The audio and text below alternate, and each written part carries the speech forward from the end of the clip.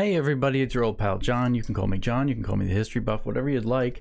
We are doing reactions, and on this particular one, we're going to be doing 7 myths British people believe about America. You guys asked for some of these in a recent poll, so we're going to keep going with some of the British Americanisms, European Americanisms, back and forth. Just a reminder, if you're interested in merch, you can have some merch, and if you're interested in memberships, you can do that too. If not, just enjoy the video. That's all I ask. I hope you do. And I love that you all are seeming to enjoy this. It's I think it's kind of fun doing it. So let's get going. This guy is neat. He it's what's it called? Lost in the Pond. He is from Britain. I'm not sure where. I think, well, in England specifically. And he's over is a citizen in the States. So he does differences of things that go on in Great Britain and even Europe, and things that go on in America. And anyway, here are some 7 myths British people believe about America. And this is part 1. He did a couple of these, but this is the first one. I'm Lawrence Brown, and I'm on a quest to uncover all of the memos that Britain and America lost in the pond, and one of those memos pertains to myths. Specifically, myths that British people, including myself at one point, believed about the United States of America. No. But it is amazing what 14 years of living in the United States will do to your understanding and your perceptions about this very country. For instance, I learned early on that they don't have Cornish pasties, and I learned slightly less earlier on, so later, that Michigan has them. But I don't know what those are. Can somebody please tell me? Cornish pasties? Look, I gotta tell you, in America, in the United States, I should say, pasties are things that go on here in certain clubs, and they twirl. I don't live in Michigan, so one way or another, I still have to have them imported. A quick reminder that if you're not subscribed to this channel, you can change that fact about your life right now. You can too. But these right myths now go way beyond the absence of quintessentially British food. And so now that I've lived here for about a 1/7 of a century, it's time to outline some of the myths that us British believe about America and Americans.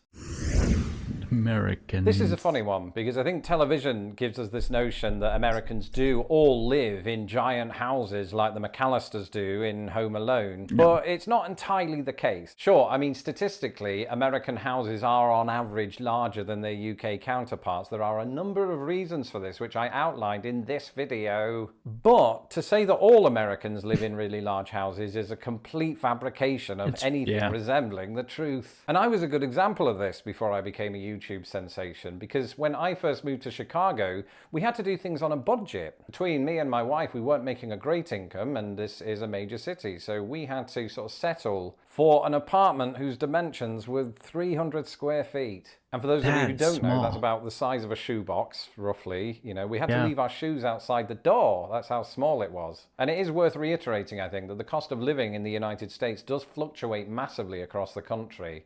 That's extremely true. Chicago, or any of the large cities, are very expensive. New York being one of the most expensive, with Boston. But you go to places like Houston, Texas, or even Atlanta, Georgia, the cost changes. When you go outside the major cities, the cost goes down rapidly. And there are very many places, like if you go in Colorado, like out where people ski, and like past Aspen, and sort of in the smaller towns that are out there, and in Wyoming, I mean, you can rent a 3-bedroom home for maybe $1,000, $1,000 US, and that's considered good. That would be for a family of, 3. I lived in Indiana, just one state over. Yeah, there you go. We were paying about $530 a month. That's basically unheard of in Chicago. Yeah. And it's certainly unheard of in New York City, which of course was the city in which the show Friends is set. And I think it's shows like that gave us this impression that Americans were all living in big apartments.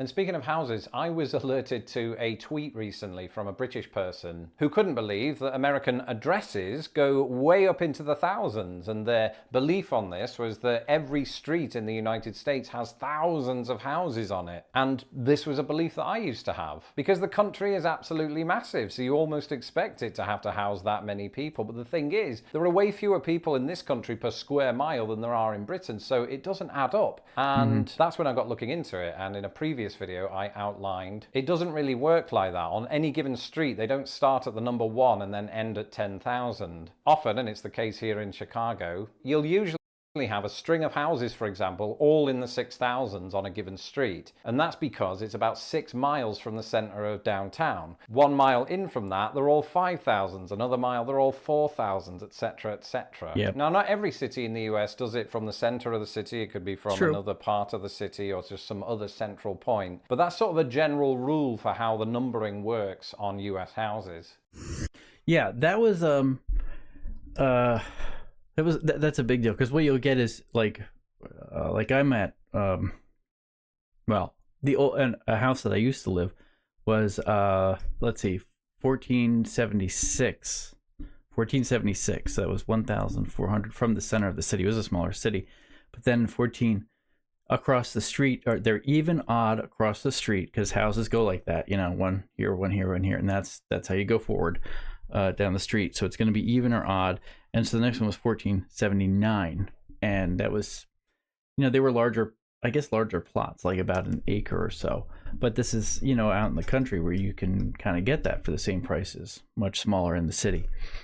Yeah, doesn't have a history. This one comes up again and again, that the United States is such a young country that it basically doesn't have a history. And I've always thought of this perception of America to be quite a lazy one. Because even if you go back to 1776 through to the present day, yes, it is a short amount of time in comparison to the history of Britain, but think about all of the insane things that happened in that period. And even if you ignore all that, there's one thing that we tend to forget because we don't get taught it very deeply in Britain, and that is the thousands of years of native history that happened before we even turned up. Yep. I was absolutely blown away, not literally, that would be weird, when I went to Cahokia Mounds here in Illinois. Many hundreds of years ago, Cahokia Mounds used to be a native city, and it had about 20,000 people, which might not sound like a lot by both American and British standards, but back in the day, that was more than London. And I once read about this volcano eruption that happened in present-day Oregon a few thousand years ago. And this eruption was witnessed and recorded by Native Americans who were in the area at the time. And long story short, they basically saw the origins of Crater Lake, which is absolutely huge. To be honest, both Brits and Americans love their myths. I mean, we've got the Loch Ness Monster, you've got a cryogenically frozen Walt Disney, and this new mystery on BritBox, Sherwood, has got modern day. Okay. Below. There you go. You can get that, by the way. Yeah, when it comes to the history, you know, I don't even know how to explain it, but there were hundreds, there were close to 100,000, I think was the number of natives when the natives call it incursion. When, you know, their land, which was not their land, it was just everyone kind of owned it. They had like general borders between different sort of tribes and clans. In the particular area that I live in, it was the Lenape, and they suffered extremely heavy because you got in Europe, the plague had come through. The immune systems were much different. You come from very tight cities, because the sort of like country to city shift had happened, or was much greater. And they didn't have these here. The natives didn't have these. They were hunter gatherers. Yes, they absolutely had their cities, but they were spread all across the place. There was no crowding. There was no need for a sanitation system, you know, or a crew to come up with an idea. How are we going to deal with the sanitation? How are we going to deal with whatever? They didn't have stockpiles of food necessarily that were like, you know, cooked. I mean, they had like, you know, sort of the basics, but they had like meat that they would hang and things like that. So they didn't have like things like, you know, a lot of mice, a lot of rats, that kind of thing that would follow. And they also moved when the seasons changed. So for a number of reasons, when white settlers came over, diseases that had already been overcome in Europe were just like the immune system shock killed well over, like 50 million. Well, it's got to be over 100 million, I'm pretty sure, Native Americans. There was an explorer in South America that recorded, is from England, that recorded that that he was able to go from Peru across the Amazon to the mouth of the Amazon River, and he said that there were cities all over the place, and they were filled with thousands of people. Recorded this. Now, it was something like 100 years later. It was explored, and they all thought he was insane because they were like, "There's nobody here." Well, within 100 years, that disease had spread and killed everybody that was not immune to it. And then you have these sort of isolated natives in South America, and the ones who survived were the strong ones, and everything else had been overgrown. So people didn't even bother to explore the interior of, Brazil or whatnot. And now they have LiDAR, and they look at this and they find all these cities that were there. LiDAR is a neat thing. And, we use it quite often in South America and places like that. This one is embarrassing for me because years ago I believed that Canada and the United States were basically the same country. And the reason that I believe that is, number one, I was 12, so cut me some slack. And number two, my only sort of exposure to both countries was through the people, was through the way they spoke. And to my young ears, which couldn't yet differentiate these two accents, Macho Man Randy Savage and Bret Hart basically had the same accent, just with an entirely different timbre. And that's all I had to go on. And I think it's what a lot of British people have to go on, because I still occasionally see those comments. Oh, what is the difference between Canada and America? Or is it essentially that one has Mounties and the other doesn't? And it's only since I moved here that I've become super aware of the substantial difference between the two countries. Completely different healthcare systems, completely different food, completely different use of English. Right, in Britain, we call it the loo. In America, they call it a restroom. In Canada, they call it a washroom. And I've seen all manner of different examples of that kind of thing. In America, they don't celebrate Boxing Day. In Canada, they do. The Canadian dollar is different to the American dollar. In some ways, they go with British English in places that America doesn't. And now that I'm older and I've listened to some of the regionalisms throughout the United States, even the way Americans speak is different to how Canadians speak. I'm not an expert on that, so I'm not going to go into too much detail, but these differences certainly go way beyond how the two countries pronounce the word about. So interesting thing is, 3 years ago I was in Canada. I took a trip there to Toronto, and then we drove up to Montreal to visit friends, other YouTubers actually. And so we went to Toronto, which is more American, I would say, but it still has a very European or English, European or British, I guess, feel to it. And then when you get to Montreal, it's like Britain, but they speak French. Very weird. And things are just a little different there. Anyway, it's different. I've touched on this before, but I couldn't really do a video without including it in this list. This perception that Americans are loud and boisterous. And I can understand on some level where that comes from, because I think the way Americans speak, it comes from a different part of the throat. So it's a bit more projected, right? Whereas us Brits, it's more sort of, I don't know, understated a lot of the time. I think another reason that we think Americans are loud is how they present themselves in films. There might even have been a time in my life where I thought all Americans were loud just because Jim Carrey was. He's Canadian, isn't he? He is Canadian. He's Canadian. And culturally speaking, I definitely have found that Americans speak at a higher volume when they're in restaurants together. But there are so many other examples of the opposite being true. On match day, after we've had a pint or six, we're singing the songs of our team who we love because they happen to be situated in the town that we were born in. And it's just what we do when we leave a nightclub, which, I haven't done in 20 years. But when we did, I'd be on the street yelling at traffic cones times, because that might have just been me. But what I'm saying is, when we get drunk, we very much give Americans a run for their money. There's a loud person in all of us, right? And once we free ourselves of our inhibitions, we can let out all of the decibels we want. That's not a call to action. It's merely an observation. I think the other thing is that people think Americans are loud is because when we go on the sometimes the more successful people are louder, and I don't know if that's always the way it is, but it's sort of like the squeaky wheel syndrome. Squeaky wheel gets the grease. So you tend to have more loud people who can afford then, they sort of impose their will on people who work for them or something like that, or they're a manager or whatever.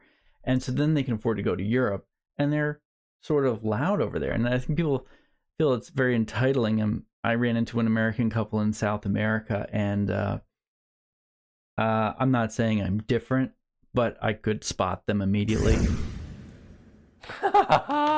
This is only funny, not because of the image of Americans walking around with bomb bags on, but it's because we call them bomb bags and you call them fanny packs, and it's bloody hilarious. It is also partly the visual, because bomb bags have never been cool, but this notion, which I occasionally read, that Americans are just always walking around wearing one, is very laughable, especially as somebody who's lived here 14 years. So it's quite dumbfounding, this one. I'm not saying that all British people think this way, but the ones that do, I'd be very interested to hear, do they think that way because they met an American in 1994 and they've just held on to that belief? Or are American tourists still wearing bomb bags? Do people carry cash? But I don't. I can tell you this, I don't have a bomb bag / fanny pack radar, right? I am not constantly surveilling the populace to see whether they do or do not have a fanny pack. But my feeling is, I don't remember seeing one in a while. So I think this is one very time-specific stereotype that can now be laid to rest. We do not use them. Right? Yeah, that was a 1990s thing. I think I had one when I was, in, what was it, 1990s? I was in, I guess, like a middle school. There's a very famous picture of The Rock, Dwayne Johnson, who my brother did go to school with, by the way. He had like a homeroom together with him, which is, it's important for him. Go you, bro. And there's a picture of Dwayne The Rock Johnson, The Rock from the movies. And he's wearing what you guys call the bum bag. And it's laughable to Americans. So, we don't do that. I mean, now they're having like the shoulder kind of thing. That's that's in style right now. But it's not. I mean, we don't carry the stuff we used to carry. Let's be honest. We use credit cards for stuff. People don't really carry cash anymore. I don't know. Maybe on vacation, I guess, but And yes, I thought I'd include one that was quite topical, not just because we are in the autumn, but also because I mentioned this fact on my YouTube short yesterday. Now, while for reasons that were laid out in that YouTube short, Americans prefer the term fall, I was surprised to find that the word autumn was pretty common among Americans. Yeah. I don't know if this is a recent thing, like the whole country just woke up one morning and watched Lost in the Pond and thought to themselves, yes, we're changing things now, or if it's just sort of always been here as an alternative to fall. And you might be thinking, ooh, Lawrence, aren't there many surprising word alternatives that Americans use that Brits don't know about? And the answer to that is yes. I merely brought this one up so I could make that very point. It is true. We do. Why is there a needle there? It is just a weird way to stop it. It is true. People say autumn. Generally, we say fall. There are 4 seasons. There's winter, spring, summer, and fall. And we have them all. I think autumn, I don't know. I've never really said autumn, but I hear people do. Plus, it just depends on where you are in the country. There's so many different things. You can call something soda, you can call it pop. Some people just call it Coke. I mean, like you guys say Hoover. Well, we say vacuum because Hoover is a company that makes a vacuum. I don't know if you know that or not. It's an American company that makes a vacuum. It's the name of the company. The guy's name is whatever it was, Hoover. And they were the only ones that were exported from the United States to like Britain. And so you guys call it the Hoover.